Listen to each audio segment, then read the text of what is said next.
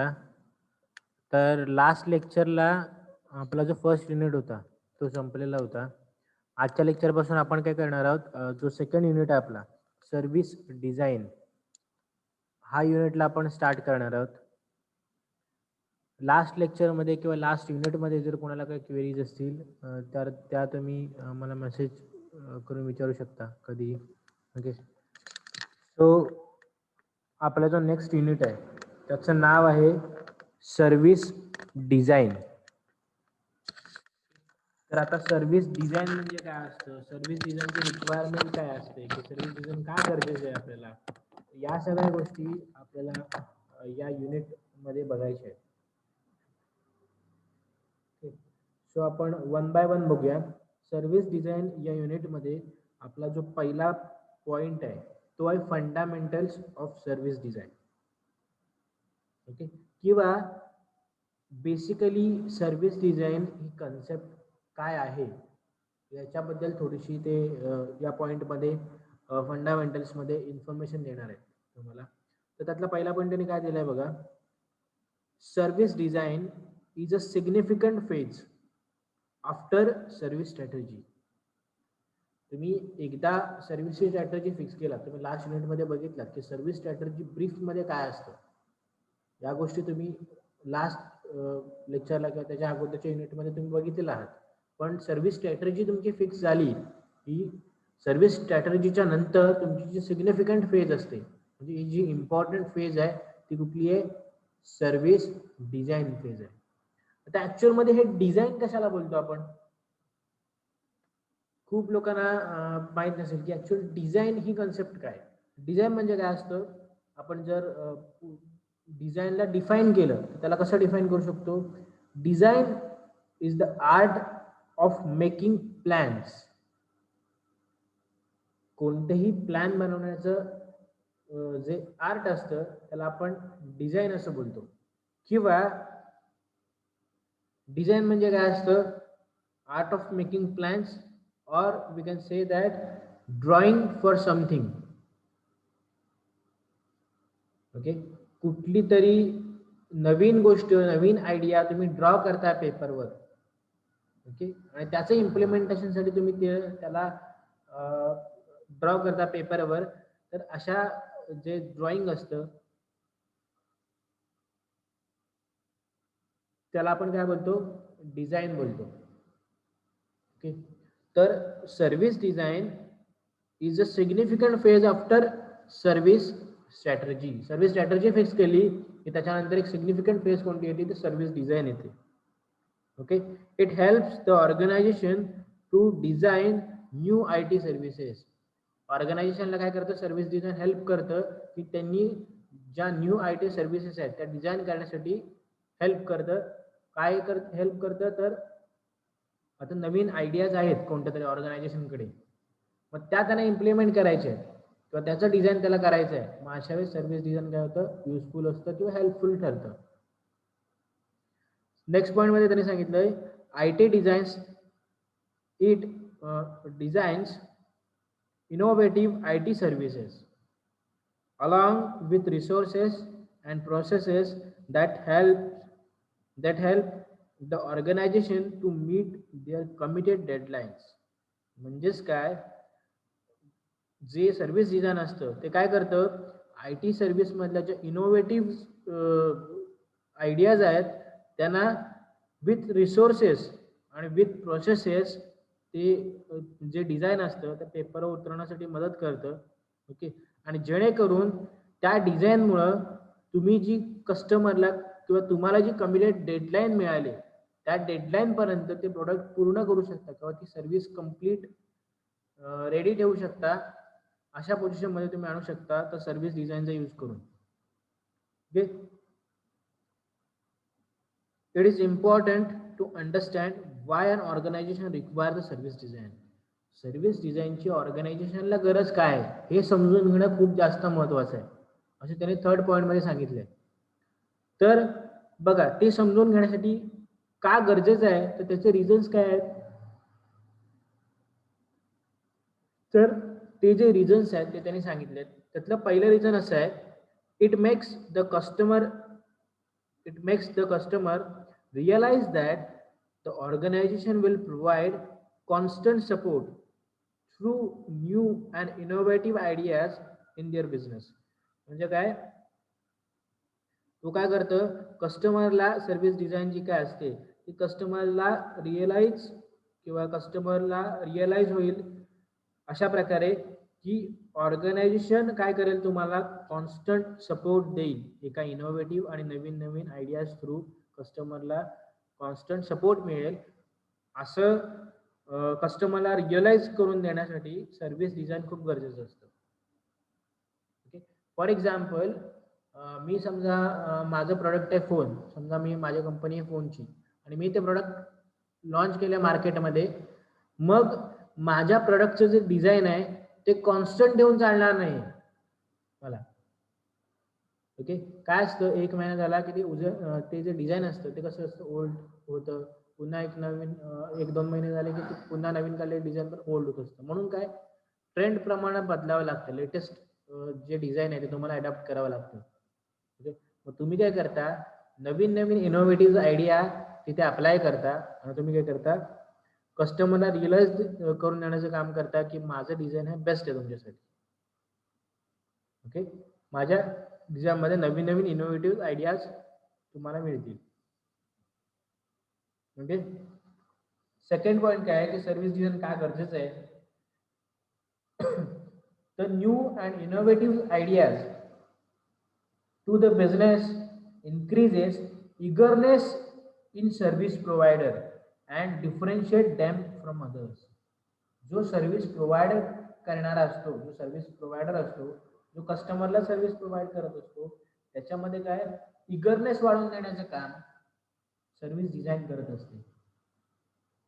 Okay, जेणेकरून तो जो इगरनेस आहे, ती जी त्याची क्वालिटी आहे ती त्याला वेगळं बनवते बाकीचे जे त्याचे कॉम्पिटिटर्स आहेत त्यांच्यापासून.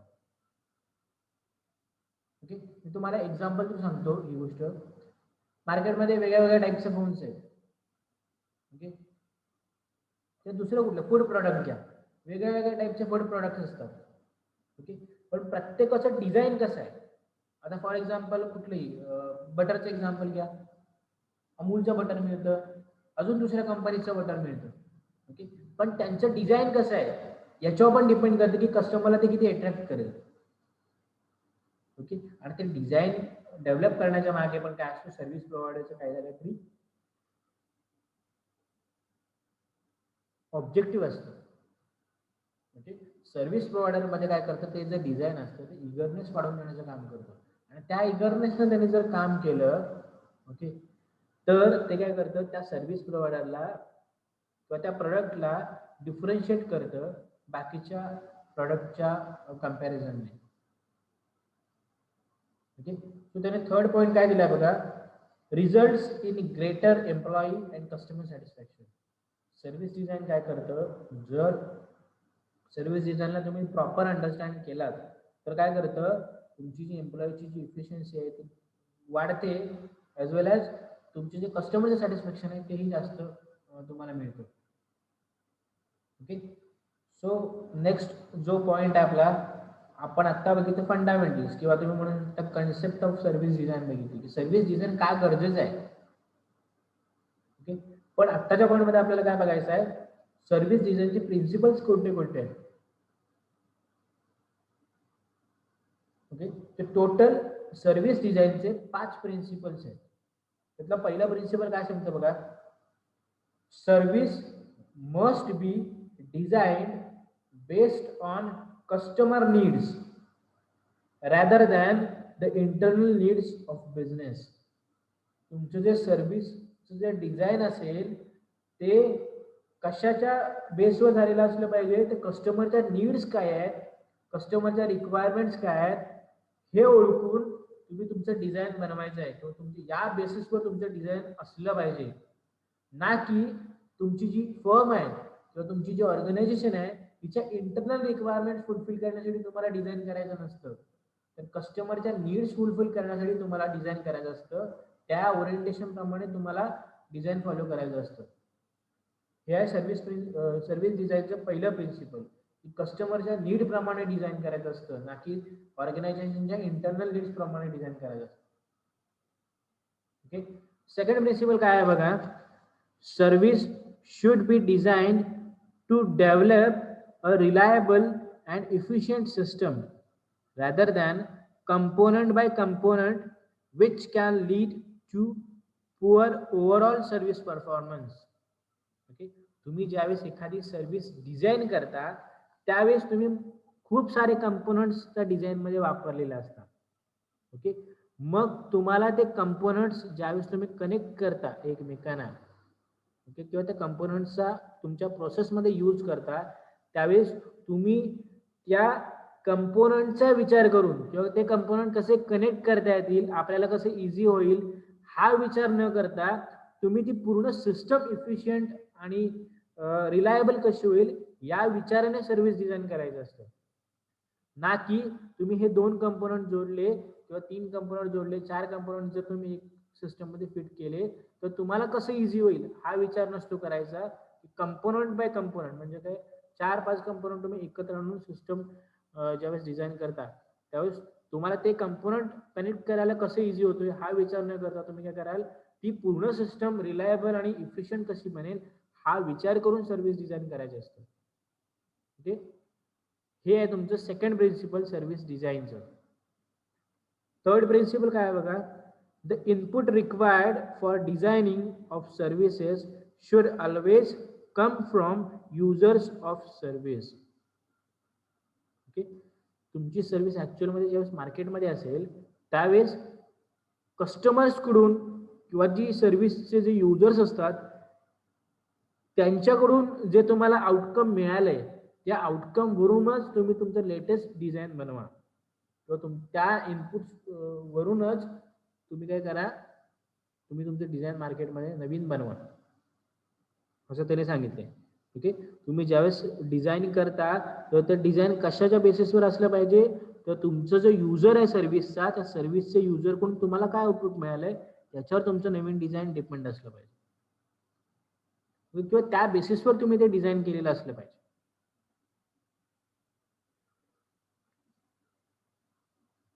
ओके. तर हे होतं थर्ड डिझाईन प्रिन्सिपल.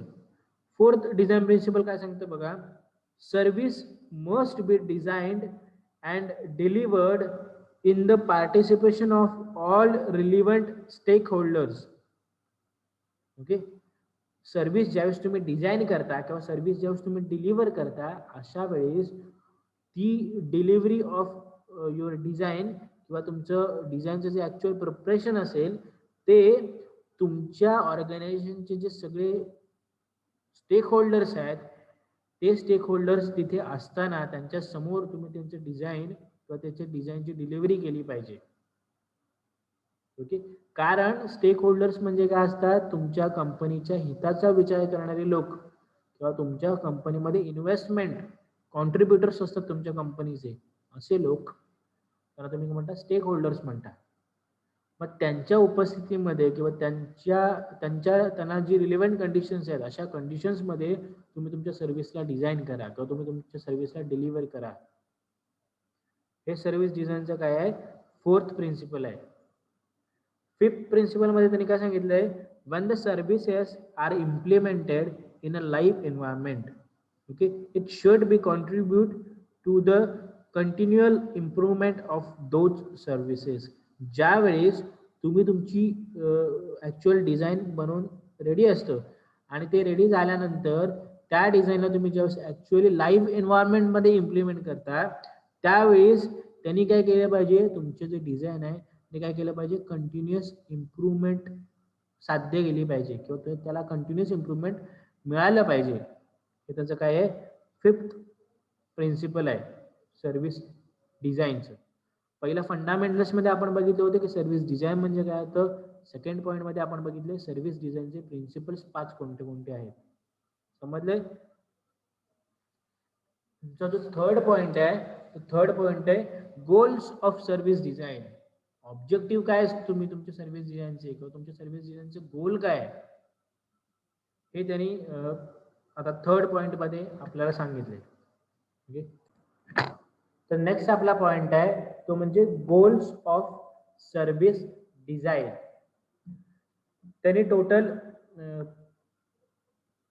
भरपूर सारे ऑब्जेक्टिव्ह किंवा गोल्स दिलेत किंवा तुमचे सर्व्हिस डिझाईनचा पर्पज काय असतो त्यांनी खूप सारे गोल्स तिथे दिलेले आहेत. त्यातला पहिला गोल त्यांचा काय असतं तर बघा, सर्व्हिस डिझाईन किंवा तुम्ही म्हणू शकता to design services that not only satisfy business and stakeholder objectives in terms of security, quality, ease of use, but also minimize the total cost of ownership. म्हणजे काय मेन ऑब्जेक्टिव्ह तुमच्या service डिझाईनचं काय असायला पाहिजे की तुमचे स्टेक होल्डर्स असतील किंवा तुमचे जे कॉन्ट्रीब्युटर्स आहेत त्यांचे जे ऑब्जेक्टिव्ह आहेत ते सॅटिस्फाय करणं हे तुमच्या सर्व्हिस डिझाईनचं मेन ऑब्जेक्टिव्ह नाहीये किंवा मेन पर्पज नाहीये. ओके, तुम्ही त्यांच्या नीड्स किंवा त्यांच्या कंडिशन सॅटिस्फाय केल्याच पाहिजे तुमच्या सर्व्हिस डिझायनर. त्याचबरोबर त्याचं सर्वात मोठं गोल कोणतं आहे सर्व्हिस डिझाईनचं तुमच्या किंवा इम्पॉर्टंट पर्पज कोणता आहे की तुम्ही जो ओनर आहे त्याला मिनिमम इन्व्हेस्टमेंट त्या डिझाईन मध्ये करायला लागली पाहिजे किंवा मिनिमम कॉस्ट मध्ये तुमचा प्रोडक्ट तयार झाला पाहिजे. हे मेन ऑब्जेक्टिव्ह किंवा हा मेन पर्पज सर्व्हिस डिझाईनच्या मागे असतो. ओके, तर जी टोटल कॉस्ट आहे ती मिनिमाइज करायची हे मेन सर्व्हिस डिझाईनचं पहिलं गोल आहे. ओके, सेकंड गोल काय त्यांनी सांगितलं आहे, identification and management of risk involved in designing new services. ज्यावेळेस तुम्ही एखादी सर्व्हिस डिझाईन करता, एखाद्या प्रॉडक्टला डिझाईन करता, त्यावेळेस तुम्हाला काय समजतं की ज्यावेळेस आपण नवीन याच प्रोडक्टला डेव्हलपमेंट काहीतरी करू त्यावेळेस आपल्याला कुठले कुठले प्रॉब्लेम्स येतील. ओके, तर कोणत्या कोणत्या रिस्क आपल्याला फेस करावे लागतील हे तुम्हाला त्या डिझाईनच्या वेळेस समजेल. ओके, किंवा ते तुम्हाला समजू शकतं. हे त्याचं एक मेन पर्पज आहे डिझाईन करण्यामागे. थर्ड गोल त्याने काय दिलंय बघा, designing of effective and efficient architectures, policies, plans and frameworks for management of service throughout the life cycle. Okay, डिझायनिंगचं मेन पर्पज काय असतो तर इफेक्टिव्ह आणि इफिशियंट आर्किटेक्चर प्रोव्हाइड करणं, इफेक्टिव्ह आणि इफिशियंट पॉलिसीज, प्लॅन्स आणि फ्रेमवर्क प्रोव्हाइड करणं ऑर्गनायझेशनला. ओके, तर हे मेन डिझाईनचं ऑब्जेक्टिव्ह असतं. ओके, पुन्हा सांगतो ऑब्जेक्टिव्ह काय असतं, efficient and effective design, plan आणि फ्रेमवर्क ऑर्गनायझेशनला प्रोव्हाइड करणं हे काय असतं मेन काम असतं डिझायनिंगचं. ओके, फोर्थ त्याने ऑब्जेक्टिव्ह काय दिले किंवा पर्पज काय दिलाय बघा, design high quality IT services which can be maintained and operated in all phases of service life cycle. आता मी तुम्हाला सांगितलं होतं सर्व्हिस लाईफ सायकलचे वेगळ्या वेगळ्या फेजेस आहेत. फॉर एक्झाम्पल सर्व्हिस स्ट्रॅटर्जी असेल, सर्व्हिस डिझाईन असेल, सर्व्हिस ऑपरेशन असेल. ओके, त्याच्यानंतर सर्व्हिस इम्प्लिमेंटेशन असेल, त्याच्यानंतर कंटिन्युअस सर्व्हिस इम्प्रूव्हमेंट असेल. तर ह्या सगळ्या ज्या फेजेस आहेत त्या काय आहेत सर्व्हिस लाईफ सायकलच्या फेजेस आहेत. तर तुमचं जे डिझाईन आहे ते IT सर्व्हिसेसचं डिझाईन आहे ते हाय क्वालिटीचं असलं पाहिजे जेणेकरून लाईफ सायकलच्या प्रत्येक फेजेसमध्ये किंवा लाईफ सायकलचे प्रत्येक फेज यूज करून तुम्ही ते डिझाईन केलेलं असलं पाहिजे. ओके, ठीक आहे, तर असे त्यांनी पर्पज किंवा गोल तुम्हाला दिलेले होते. नेक्स्ट तुमचा जो पॉइंट आहे तो पॉइंट आहे बॅलन्स्ड डिझाईन म्हणजे काय असतं. ओके, तर तुमचं डिझाईन किंवा तुमचं सर्व्हिस डिझाईन हे बॅलन्स्ड असण्यासाठी तुमच्याकडे 3 कंपोनंट तुमच्या डिझाईन मध्ये असणं, प्रेझेंट असणं खूप गरजेचं असतं. ओके, किंवा या तीन कन्सेप्ट ओरिएंटेड तुमचं डिझाईन असलं पाहिजे. मी जे 3 कन्सेप्ट तुम्हाला सांगणार आहे त्या कन्सेप्टला विचारात घेऊन तुम्ही ते डिझाईन बनवलेलं असलं पाहिजे आणि तरच तुमचं डिझाईन काय असेल बॅलन्स डिझाईन होईल. तर त्यातला पहिला सर्वात जो एलिमेंट आहे जो तुमच्या डिझाईनला बॅलन्स करण्यासाठी खूप जास्त इम्पॉर्टंट आहे तो म्हणजे फंक्शनॅलिटी. ओके, फंक्शनॅलिटी म्हणजे काय असतं, डिझाईनची फंक्शनॅलिटी म्हणजे काय, किंवा प्रॉडक्टची फंक्शनॅलिटी, सर्व्हिसची फंक्शनॅलिटी म्हणजे काय असतं. It is the utility of service which includes every part of service and it's provision. Okay, functionality म्हणजे थोडक्यात काय असतं की युटिलिटी ऑफ एनी सर्व्हिस म्हणजेच काय असतं, फंक्शनॅलिटी असते. ओके, फंक्शनॅलिटी इन्क्लूड्स, फंक्शनॅलिटीमध्ये काय काय येतं बघा आता त्याच्यामध्ये. फीचर्स येतात, सिक्युरिटी अस्पेक्ट येतात, क्वालिटी येते, आणि दुसरे जे ऑपरेशनल अस्पेक्ट असतात ते काय असतात, फंक्शनॅलिटीमध्ये इन्क्लूड करू शकता तुम्ही. ओके, डिझाईन फंक्शनॅलिटी म्हणजे काय असतं, तर तुमच्या प्रोडक्टचे किंवा तुमच्या सर्व्हिसचे फीचर्स काय आहेत, तुमच्या सर्व्हिसची सिक्युरिटी किती भारी आहे, तुमच्या सर्व्हिसची क्वालिटी किती पॉवरफुल आहे, त्याच्यानंतर तुमची सर्व्हिसची जी किंवा तुमच्या प्रॉडक्टची जी ऑपरेशनल अस्पेक्ट आहेत ते सगळे काय येतात, फंक्शनॅलिटीमध्ये येतात. जर तुमच्या प्रॉडक्टची किंवा सर्व्हिसची फंक्शनॅलिटी प्रॉपर असेल, it means feature, security, quality आणि ऑपरेशनल अस्पेक्ट जर प्रॉपर असतील, तर तुमचं डिझाईन बॅलन्स होऊ शकतं. ओके, त्यातला पहिला हा पॉईंट झाला फंक्शनॅलिटी. सेकंड एलिमेंट कोणता आहे जो बॅलन्स डिझाईन बनवण्यासाठी खूप गरजेचा असतो, तर तो आहे रिसोर्सेस. ओके, बघा रिसोर्सेस काय असतात. Resources include people, it means your staff, your workers. Infrastructure म्हणजे तुम्ही कुठले इन्फ्रास्ट्रक्चर यूज करताय ते. देन टेक्नॉलॉजी, कोणती टेक्नॉलॉजी यूज करताय ते. Customers and money available for delivering the services. Resources असणं खूप गरजेचं असतं जर तुम्हाला बॅलन्स डिझाईन करायचं असेल तर. ओके, तर रिसोर्सेसमध्ये काय काय गोष्टी येतात, तुमच्याकडे असणारे वर्कर्स, लेबर्स किंवा तुम्ही म्हणू शकता माणसं, त्याच्यानंतर तुमच्याकडे अवेलेबल असणारं इन्फ्रास्ट्रक्चर, तुमच्याकडे अवेलेबल असणाऱ्या टेक्नॉलॉजीज, आणि तुमच्याकडे तुमच्या प्रॉडक्टला विकत घेणारे कस्टमर्स. हा एक मेन रिसोर्सेसचा पार्ट येतो. आणि त्याच्यानंतर सर्वात इम्पॉर्टंट रिसोर्सेस आहे तो म्हणजे डिझाईन करण्यासाठी लागणारा किंवा प्रॉडक्ट बनवण्यासाठी लागणारा पैसा. ओके, जे लागणारी मनी आहे तेच मेन इम्पॉर्टंट किंवा मेन इम्पॉर्टंट रिसोर्सेस आहे तुमच्या बॅलन्स डिझाईनसाठी. ओके, तो त्याचा नेक्स्ट थर्ड पॉईंट आहे जो बॅलन्स डिझाईन करण्यासाठी खूप गरजेचा असतो, that is schedule. Okay, schedule का इम्पॉर्टंट आहे तर बघा, once the design goes into the implementation phase, schedule refers to the time frame required for the service to complete its implementation. Schedule का गरजेचं असतं, कारण तुम्हाला कसं दिलेलं असतात, डेडलाईन दिलेले असतात. तेव्हा ज्यावेळेस तुमची सर्व्हिस इम्प्लिमेंटेशन फेजमध्ये असते तर तुमच्या डिझाईनला किती किंवा तुमचं डिझाईन किती टाइम फ्रेममध्ये बनवलेलं आहे हा जो अस्पेक्ट किंवा त्या इम्प्लिमेंटेशनला किती टाइम रिक्वायर्ड आहे हा जो अस्पेक्ट आहे तो काय होतो, शेड्यूलमध्ये येतो. ओके, म्हणजेच काय थोडक्यात सांगायचं झालं तर तुम्हाला रिक्वायर्ड त्या डिझाईन बनवण्यासाठी लागणारा required time frame, required infrastructure, required technology, required money as well as required तुमची मेंटेन ठेवणाऱ्या तुम्ही क्वालिटी, तुमचे फीचर्स, या सगळ्या गोष्टी एका बॅलन्स डिझाईनसाठी गरजेच्या असतात. या सगळ्या आस्पेक्टचा विचार करूनच तुम्ही तुमचं डिझाईन करायचं असतं किंवा डिझाईन बनवायचं असतं. ओके, सो हा होता बॅलन्स डिझाईनचा पार्ट. नेक्स्ट आपला जो पार्ट आहे तो म्हणजे डिझाईन ऍक्टिव्हिटीज. आता कोणत्या कोणत्या त्यांनी बघा क्वेश्चन विचारला होतो पेपरला असा, list and explain any 5 design activities. Okay, मग त्या टोटल 7 डिझाईन ऍक्टिव्हिटीज आहेत, त्याच्या कोणत्या तुम्हाला 5 ते विचारू शकतात. सो त्याच्याप्रमाणे थोडंसं प्रिपरेशन करा. मी तुम्हाला 7च्या 7 डिझाईन ऍक्टिव्हिटीज कोणत्या आहेत त्या 1 बाय 1 एक्सप्लेन करतो. पहिली डिझाईन ऍक्टिव्हिटी आहे ती म्हणजे रिक्वायरमेंट्स कलेक्शन.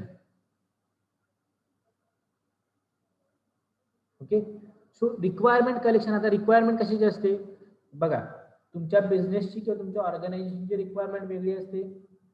तुम्ही सर्व्हिस प्रोव्हायडर आहात तर तुमची रिक्वायरमेंट वेगळी असते. तुमच्या टेक्निकल रिक्वायरमेंट वेगळ्या असतात.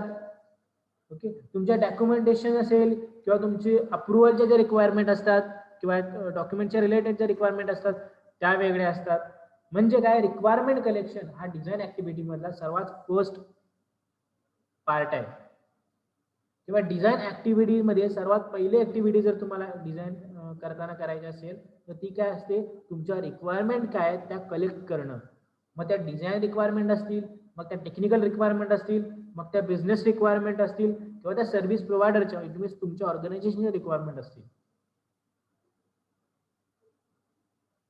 ओके, सेकंड त्याच्यामध्ये ऍक्टिव्हिटी आहे ती म्हणजे बिझनेस रिक्वायरमेंट. ओके, आता बिझनेस रिक्वायरमेंट मध्ये काय असतं की तुमच्या डिझाईनसाठी अप्रोप्रिएट टेक्नॉलॉजी कोणती आहे हे सिलेक्ट करणं. ओके, त्याच्यानंतर तुमच्यासाठी कुठल्या मेथडॉलॉजी ते डिझाईन बनवण्यासाठी कुठले मेथड किंवा कुठल्या प्रोसेसेस अप्लाय करणार आहेत हे सिलेक्शन महत्वाचं असतं.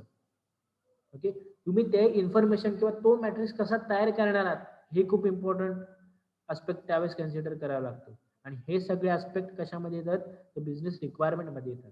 तुम्ही कोणती प्रोसेस फॉलो करणार आहात, तुम्ही कोणती टेक्नॉलॉजी यूज करणार आहात किंवा तुम्ही तो मॅट्रिक्स किंवा ती इन्फॉर्मेशन कशी कलेक्ट करणार आहात ते काय तर बिझनेस रिक्वायरमेंट मध्ये येतं. थर्ड ऍक्टिव्हिटी तुम्हाला काय करायची असते, review and revision of design. तुमचं डिझाईन एकदा बनवून झालं ओके की तुम्हाला काय करायचं असतं, डॉक्युमेंटेशन करायचं असतं किंवा ते प्रोसेसचे जे डॉक्युमेंट्स असतात त्यांना नीट एकदा चेक करायचं असतं की मी जे डिझाईन बनवलंय ते डिझाईन ती प्रोसेस कॅरी आउट करू शकतं की नाही हे तुम्हाला काय करायचं असतं, एकदा रिचेक करायचं असतं. ही असते तुमची थर्ड ऍक्टिव्हिटी. फोर्थ ऍक्टिव्हिटी काय असते, तुम्ही चेकिंग करून झालं की ऍक्च्युअल काय करायचं असतं तुम्हाला या डिझाईनचं प्रोडक्शन करायचं असतं. आणि प्रोडक्शन करून झालं की तुम्हाला काय करायचं असतं, त्याचा मेंटेनन्स ठेवायचं असतं. ओके, मग ते तुमचं सर्व्हिस प्रोव्हायडर असाल तर तुमच्या ज्या पॉलिसीज असतात, ज्या IT पॉलिसीज आहेत त्यांना मेंटेन ठेवण्याचं काम असतं किंवा तुमचं डॉक्युमेंटेशन असेल त्याला मेंटेन ठेवण्याचं काम असतं किंवा प्लॅनिंग्स असतील वेगवेगळे आर्किटेक्चर्स असतील तर त्यांना मेंटेन ठेवण्याचं काम असतं. ते काय असतं, मेंटेनन्स मध्ये असतं. ओके, आणि ते प्रोडक्ट बनवण्याचं जे काम असतं ते प्रोडक्शन मध्ये असतं. ही झाली fourth design activity. Fifth design activity कोणती आहे, डिप्लॉयमेंट अँड इम्प्लिमेंटेशन.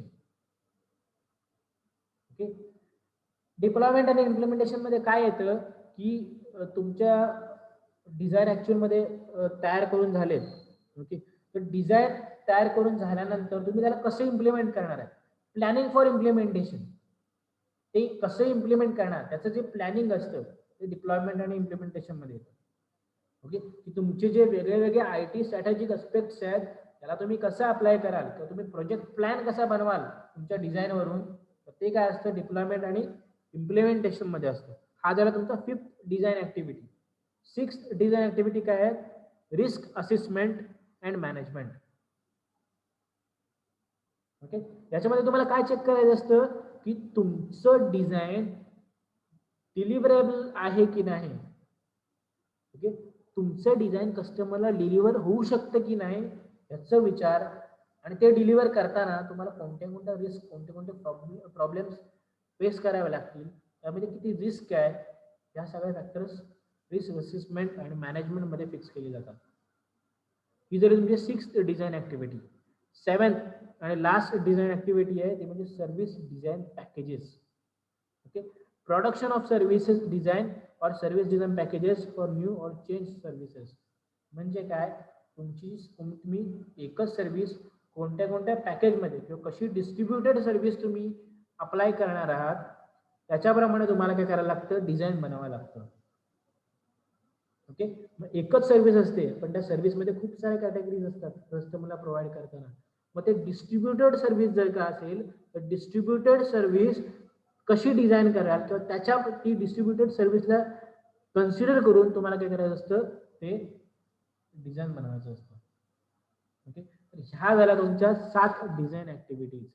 आजच्या लेक्चरला आपण काय काय बघितलं, fundamentals of service design. Second point बघितला principles of service design. Third point बघितला गोल्स ऑफ सर्व्हिस डिझाईन. आणि फोर्थ पॉइंट बघितला design activities of service design. जर कोणताही डाऊट असेल याच्यामध्ये तर तुम्ही मला आता विचारू शकता.